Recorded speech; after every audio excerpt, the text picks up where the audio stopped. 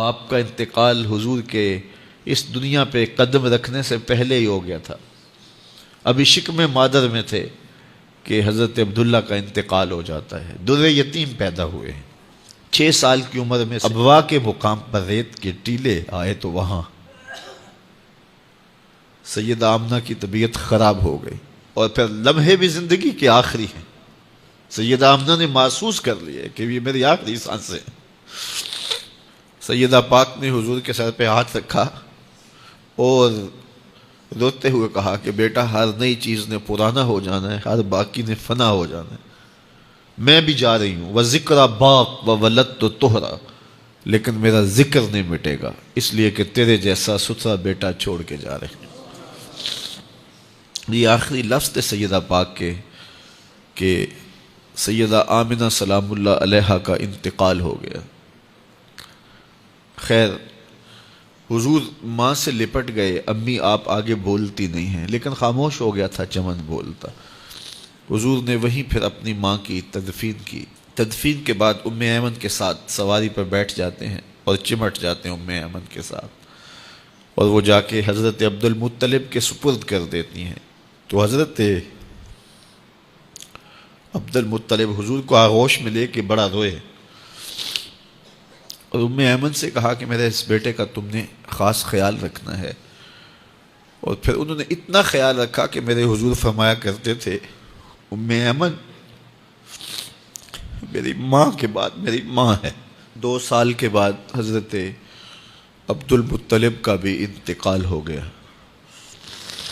ابن حشام کے یہ لفظ سینہ چیرتے ہیں کہ جب امیر قریش کا جنازہ اٹھا تو سارا مکہ جنازے کے لیے امڑ آیا، لیکن لوگوں نے 8 سال کے ایک بچے کو دیکھا جو دیواروں سے لپٹ لپٹ کے رو رہا تھا.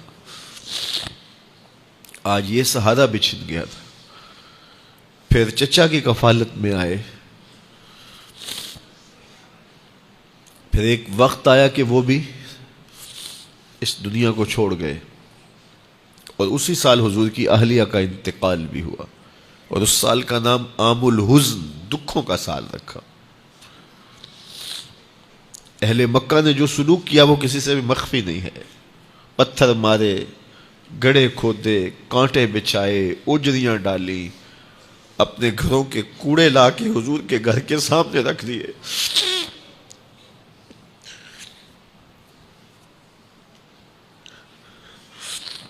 یہ کس چیز کی سزا دے رہے تھے میرے حضور کو؟ میرے حضور علیہ السلام نے پھر طائف کا سفر کیا کہ شاید وہ لوگ میری بات کو سن لیں، لیکن انہوں نے جو دردناک سلوک کیا وہ بھی تاریخ کا ایک انتہائی دردناک باب ہے. انہوں نے اوباشوں کے ہاتھوں میں پتھر دیے اور جس راستے میں میرے حضور نے گزرنا تھا ان کو اس راستے پہ کھڑا کر دیا اور کہا ان پہ سنگ زنی کرو.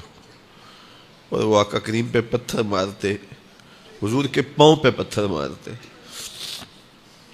آقا کریم علیہ السلام پاؤں اٹھاتے تو وہ دوسرے پاؤں پہ مارتے. پھر حضور شدت درد سے بیٹھ جاتے تو ان کے 2 غنڈے دائیں بائیں سے آگے بڑھتے اور حضور کو کندھوں سے پکڑ کے اٹھاتے، پھر سنگ باری کرتے.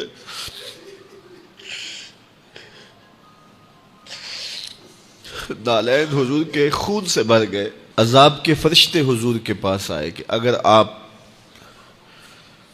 بد دعا بول دیں تو ابھی ہم ان پہاڑوں کو جوڑ دیتے ہیں اور یہ طائف کے لوگ پس جائیں گے. ان پہاڑوں کے درمیان آسمان سے پتھر اتریں گے، ان کے سر کچل دیے جائیں جنہوں نے آپ کو دکھ دیے. اب صحابہ جو ساتھ تھے انہیں بھی شدید آرزو تھی کہ حضور ان کے لیے بد دعا کریں، انہوں نے بڑا دکھ دیا. تو پھر حضور کے ہاتھ اٹھ گئے.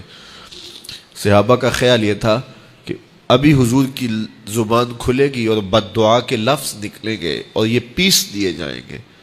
لیکن جب وہ لب کھلے، وہ پتلی پتلی گلے قدس کی پتیاں، وہ لب ہائے دور جب کھلے تو لفظ کیا تھے؟ اے اللہ میری قوم کو ہدایت دے دے. یہ مجھے جانتی نہیں. اور کہا کہ مجھے ان کی نسلوں سے ایمان کی توقع ہے.